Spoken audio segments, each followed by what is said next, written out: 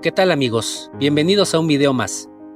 En esta ocasión, hablaremos de una de las obras que a título personal deben ser lecturas imprescindibles y una pieza casi necesaria en nuestras bibliotecas, y que a la vez marcan un antes y un después en la obra del escritor portugués António Lobo Antunes, y me refiero a Manual de Inquisidores, publicada por primera vez en 1996, y es la primer parte de una trilogía que narra los abusos del poder durante la dictadura de António de Oliveira Salazar, entre 1932 a 1968 en Portugal, y quien fue creador también del llamado Estado Novo, que abarcó el periodo del 26 al 74.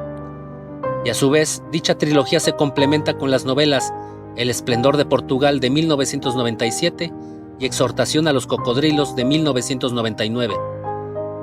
Y ya con esta pequeña introducción, comenzamos. Para comenzar, les puedo decir que en este libro hay voces, un enjambre de voces que van creando confesiones a manera de monólogos para un entrevistador que no existe, que no está, y constantemente pregunta por los sucesos, por cómo se fueron sucediendo los hechos que llevaron hasta el punto de dichas confesiones. Este caleidoscopio de voces van conformando desde la palabra un paisaje lleno de huesos que moldean esqueletos y progresivamente se van cubriendo de carne, venas, manos, brazos, caras, de cabello y así sucesivamente hasta concebir una multitud de personas que pueblan la novela. En algunas ocasiones son multitudes, a veces chusma, pero que nace y muere a partir de la insigne figura de un ministro del dictador portugués Salazar. Un ministro moderno, pero con alma de inquisidor viejo, el cual tiene el poder sobre la vida y la muerte, sobre la tortura o el calabozo de quien él quiera en ese viejo y reprimido Portugal. Este hombre es el germen de este terrible y desesperanzador paisaje de personas que hablan de él y a su vez de ellos mismos y de sus omisiones, mentiras y verdades a medias. Confesiones que llenan sus vacíos con el polvo del tiempo unas veces y otras con el cemento que se hace de la mezcla de la mentira y el olvido. António Lobo Antunes en este libro nos deja las puertas abiertas a lugares a los que ya nadie entra, deja encerrado el pasado, mientras todo se repite una y otra vez, intentando volver a empezar de nuevo. El autor nos cuenta a partir de la voz de muchos personajes y su propia visión de los hechos, sus vidas y la manera en cómo se relacionaron unos con otros. Hablan de ellos mismos y a su vez del mundo esférico en el que orbitan alrededor del ministro Salazar. Arma y desarma la existencia como si se tratara de un rompecabezas que se debe de reconstruir para ver el panorama en su conjunto. Y es justamente esa peculiaridad que tiene la novela, para combinar cada una de las historias de las cuales nos permiten ir descubriendo la manera en cómo los personajes fueran cruzando en medio de dos espejos. En uno se puede ver su frente y su espalda, la triste y enfadada, y la realista y la irónica, y de esa manera se termina de armar una historia circular. Manual de Inquisidores se convierte en una prueba escrita, como si de un acta notarial se tratara, de toda esa podredumbre de la que están rodeadas las dictaduras. La novela se convierte en una radiografía en la que se evidencia el tumor que se extiende por un estrato social y de allí termina invadiendo a todas las personas que toca, como un gesto de afirmación de los que ostentan su poder sobre los pobres, de los importantes con los débiles y de los que creen ser alguien en contra de los que no pueden serlo, al menos por el momento. Sin embargo, el hecho de ser el hijo, el amigo o la favorita de los poderosos no impide que se pueda ser parte de la caída y de la mayor de las derrotas, pues cuando el terremoto azota, el terreno de las injusticias se ve como solo cacharros se desploman ante las apariencias que deja el dolor generalizado y el hartazgo, porque el poder tampoco puede evitar los fracasos personales. De hecho, los provoca cuando ese pequeño dios y sátrapa del sistema del cual se aferra ferozmente es descubierto en zapatillas oliendo una extraña mezcla de sudor y tabaco pasado, y baba derritiéndose en su barba. De esta manera, Manual de Inquisidores es una obra oscura con una visión muy terrible de la condición humana, y no solo del hombre como depredador político, sino también una sombría mirada de las personas en busca del amor, ya sea en pareja o del no correspondido, y es también un manifiesto contra las consecuencias del paso del tiempo y del olvido que lo rodea y de la soledad que con ello se soporta. El universo, o mejor dicho, los universos propios que mueven esta historia se van cruzando, chocando, repitiéndose y moviendo a lo largo del tiempo y del tiempo. Y todas las vidas que nos cuenta se miran a través del presente y del futuro, en diferentes lugares, situaciones, victorias, derrotas, en los calabozos y en los hospitales, en el desprecio y en el amor, en la dictadura y en la revolución.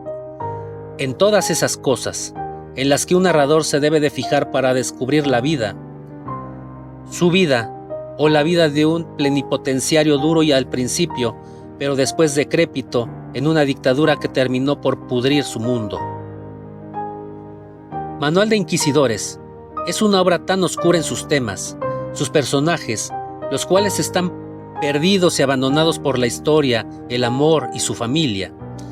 Está encerrada en las ubicaciones de cosas pequeñas y pobres, o de las casas ricas pero rodeadas de odio, o en la quinta del ministro rica y derrotada a la vez, así como hermosa en cómo lo cuenta. Cada una de las partes en las que la novela está dividida, esas entrevistas, monólogos o confesiones, son una larga frase en la que se aparece la poesía, pero no esa poesía de rima y verso, ni siquiera es poesía poética, sino que es esa que nace de la combinación exacta de ocurrencias iluminadas, atadas con ideas y visiones extrañamente bellas y originales para el tema del que se trata. Y como se tratara de una plegaria, una que otra se repite con los misterios de un rosario profano, en los que el mundo de cada uno de los personajes en ese instante se circunscribiera a la dicha locución, a esa pregunta que va y viene en el texto, cual si fuera un faro que ilumina el camino en la que anda el relato.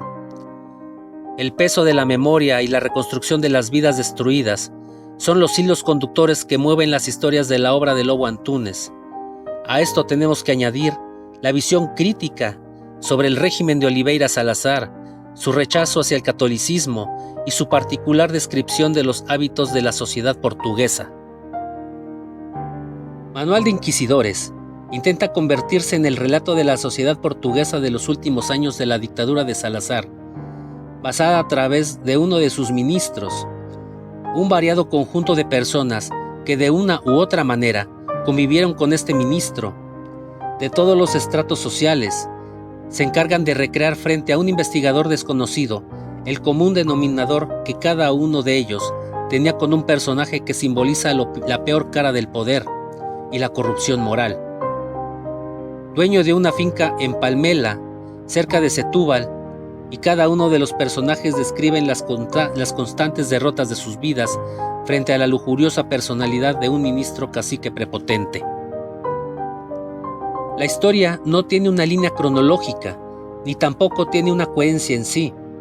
El autor, además de describir los excesos del poder político, también desvela los trozos de vida de un multiforme grupo de personajes, sin llegar al retrato costumbrista, aunque el mismo Lobo Antúnez ha rechazado esta idea. La historia está dividida en bloques, y en cada uno de ellos, junto con otras voces, toma protagonismo Joao, su hijo, que es abandonado por su madre y tratado por su padre con un irracional despotismo. Titina, el ama de llaves de la finca de Palmela, enamorada en secreto de su patrón. Paula, su hija no reconocida. Mila, su amante lisboeta. También en estos capítulos interviene el mismo ministro, ya anciano, solo, enfermo y completamente abandonado en el Hospital de la Misericordia. La novela está escrita como una novela coral, lo que ayuda a acentuar más los rasgos fragmentarios de una narración que se construye principalmente como un laberinto. Debido a esto, la novela sí exige al lector un activo que esté dispuesto a ir reconstruyendo él mismo la historia que se narra, con intermitentes reiteraciones y con un ritmo que quiere imitar el inconexo fluir del pensamiento.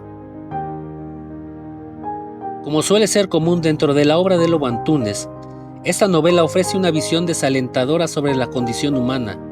Los personajes sufren todo tipo de tormentos, descritos con un estilo agresivo y desgarrador, donde la comprensión y la piedad no tienen lugar.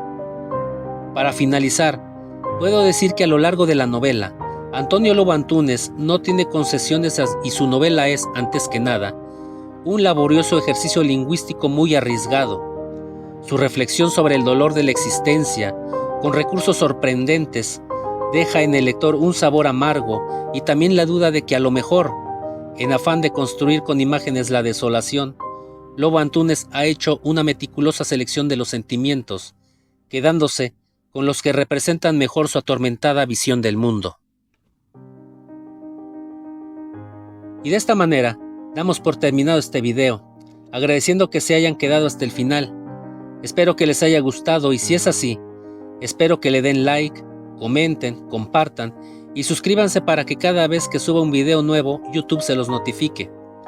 Igualmente, espero sus sugerencias en la caja de comentarios. Digan si ya leyeron esta novela, si no lo han hecho, si lo recomiendan o si no. Además, si no la conocían o si les gustaría leerla. Esto con el fin de llegar a más lectores que se acerquen a la buena literatura. Y de esa manera vayamos haciendo una gran comunidad de lectores en la cual podamos comentar y recomendar más obras que cada uno de nosotros creamos que vale la pena que los demás deberían leer. Esto ha sido todo por el momento. Yo soy Oscar Liñán del Hilo de Ariadna.